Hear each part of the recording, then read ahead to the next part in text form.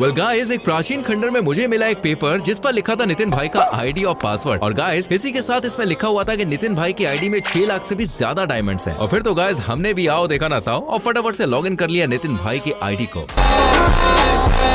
अब गाइस हमारे पास बहुत कम डायमंड्स बचे हैं और नितिन भाई के पास इतने सारे डायमंड्स, ये तो भाई हमें हजम ही नहीं होता। इसलिए गाइस हमने क्या करा, हमने भी ठान लिया कि नितिन भाई के सारे डायमंड्स उड़ा देंगे। और गाइस ये देखो, सबसे पहले हम लोग इस इवेंट पे सारे डायमंड्स उड़ाएंगे। ये देखो गाइस, इनकी किस्मत तो वैसे ही खराब है डायमंड्स उड़ाने में, और मजा आएगा दोस्तों। कुछ भी नहीं निकलने वाला और एक्सचेंज तो कुछ करेंगे ही नहीं यार हम लोग। चलो गाइस फटाफट से स्पिन करते जाते हैं और देखते हैं कि इनकी किस्मत कैसी है। क्या इनका ये बंडल बिना एक्सचेंज के निकल पाएगा? बहुत मजा आएगा गाइस। तो गाइस देख सकते हो आप लोग, मैंने बहुत सारे डायमंड्स खर्च किए हैं। उसके बाद बस ये चड्ढी दिया है इन लोगों ने। वाह करीना, क्या कमाल है।